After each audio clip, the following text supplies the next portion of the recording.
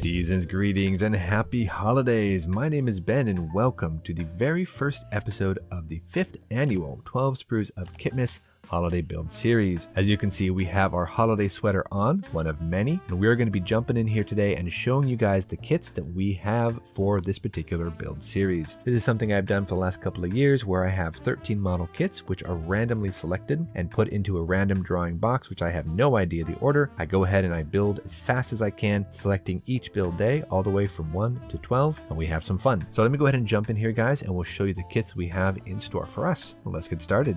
Now, the first kit you're going to see here is something that I had all the way back to the very first season of 12 Sprues. This is the 1/144 scale F4 Phantom. This is by Minicraft. It's not really much of a kit, to be honest. It is going to work fine though as an ornament. So if this pulls into the running, we're going to go ahead and make this an ornament just flat out. I'll let you guys know right now. I don't really want to fight the Minicraft kit. I know this is an older boxing, so we're going to have some issues probably with fit, with decals. As you can see, there's hardly any detail in here whatsoever. I'm not really that excited to build this one, to be honest, but it is something that harkens back to the very first season of 12 Sprues, so we're going to go ahead and throw it into the running, and maybe we'll go ahead and get it, maybe we won't. I don't really know. So not ideal, but I think it'll be a fun little project. Moving right along here, guys, another kit from the very first season of 12 Sprues. This is the Revell UH-60 Blackhawk, and we're going to go ahead and throw this into the running because I've never built the helicopter before. It's still in this original poly bag. However, the decals look a little bit like they may fall apart, so I don't think I'm going to be able to use those too much. And yeah, if it makes it in, we're going to try our hand at building a helicopter. So yeah, should be kind of interesting. Another kit you might have seen from a previous 12 Sprues. This is the Curtis Tomahawk Mark II-B. This is an Airfix kit. I've actually built this one before. It was a fantastic build. If this one pulls into the running again, because I already have one in the display case that's meant more as a display piece, this one would be put in as an ornament, or could possibly also do a stand in my window frame, because I've got this whole thing at work going where I have a windowsill that's pretty much devoted to RAF aircraft and mostly from 12 Sprues. So if this one makes it in there, it might actually get on a stand and put over in the window at work. So either way, we're covered. Another kit that you might have seen, this is from last year. This is a P47D by Academy. This is the bubble top version. I actually built the Razorback version a while back, but this one didn't make it into the running last year, so we're going to go ahead and push it into the running this year. So maybe it'll show up, maybe it won't, who knows. As you can see though, this is kind of interesting because it's got that really cool white and black checkered nose, and I think that would be really fun to paint, because there's no way I'm going to use the Academy decals to go ahead and get that checker pattern on the nose. Academy decals are notoriously difficult anyway. I don't think it would work out very well. But as you can see, we're given two versions, a natural metal version and then an olive drab over neutral gray version. So either way, we're going to have some fun with this one, but I think if this one gets put in the running, I'm going to probably do the one with the checkered nose, just so I can attempt to paint that, which I don't know how to do, but it should be interesting to try it out. We'll see what happens. Moving right along here, another kit that I've actually been very interested in building. This is the 1/72nd scale F11F1 Tiger by Hasegawa. The only difficulty with this model kit is it is a little bit on the older side, so we have raised panel lines throughout. It's not a terrible looking model though. I think it's going to be great for an ornament because I've got an F9F Panther and I'd love to have a tiger next to that Panther. Otherwise though, the decals are a little bit on the yellowed side. I don't know if they'll work. Usually Hasegawa makes some decent decals, so they might still be good. They're still sealed, so they might actually work decently. Now, I've been looking for a tiger for years, ideally in 1/48 scale, but this is a 1/72nd scale kit, and I thought we'd pick it up and we'd try it out. Fingers crossed, if this gets pulled into the running, hopefully those decals work perfectly. Next up in the list, we have this. This is a 1/144 scale Star Wars Mandalorian Razor Crest by Bandai. You guys know Bandai. You guys know this should be a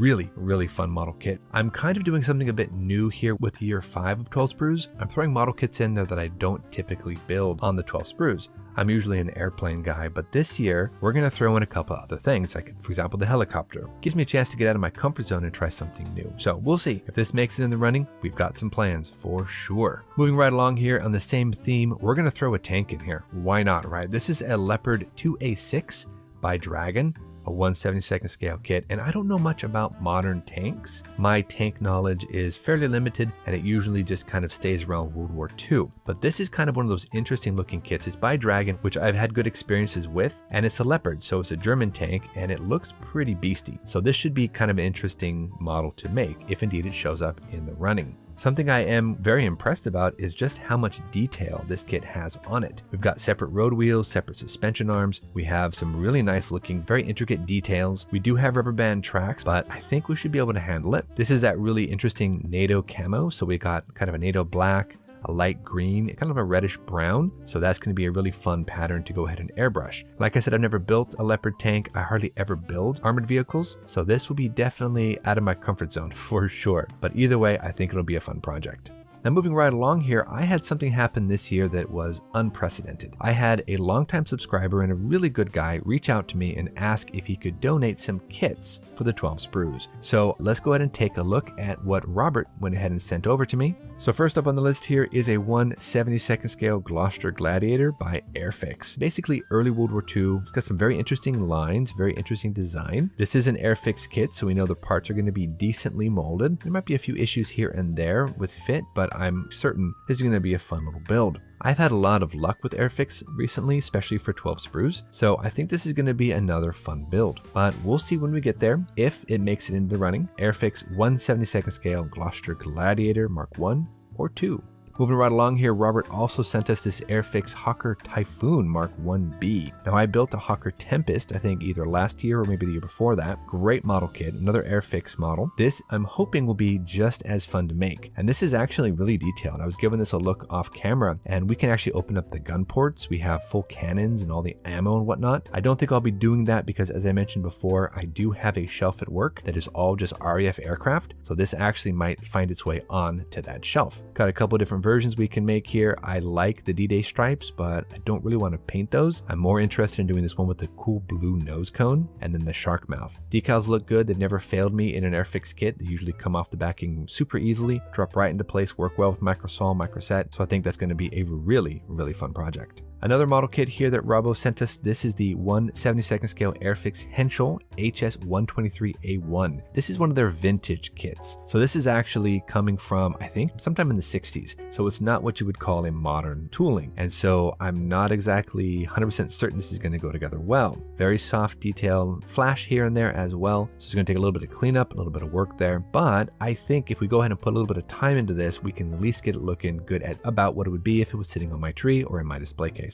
We have our Splinter camo, which is a very typical early war Luftwaffe color scheme. I have all that paint, so that's probably the one I'll do. Yeah, it's vintage, but I think I can make it work. We should have a neat little model here for the tree or for the display case. Moving right along here, guys, we have another tank on our bench. This is the Tiger 1 early production by Trumpeter, also 1/72nd scale. Now the kit looks fantastic. I have no doubt the kit will go together decently, but it's another tank. And you know me, I don't build tanks all that much. So this is going to be a little bit out of my comfort zone. Honestly, it should be a neat build to make. And it's a Tiger tank, and who doesn't like a Tiger tank, right? We do have separate road wheels naturally. We don't have posable suspension like our Leopard. We do have those rubber band tracks again though, so I don't know how that's going to go. Otherwise, the parts themselves look very clean, very crisp. We have a lot of options here with this one. So that should be interesting. That should be fun. If it makes it up in the running, we're going to try it. We're going to see what we can do. Keeping them tanks rolling here, guys, with another one. We have an M4A3 Sherman tank. This is also by Trumpeter, 1/72nd scale. I've never built a Sherman tank. I built a Tiger tank when I was a kid. I've built a couple other tanks, a lot of KV tanks, because I love the KV ones, but I've never built a Sherman.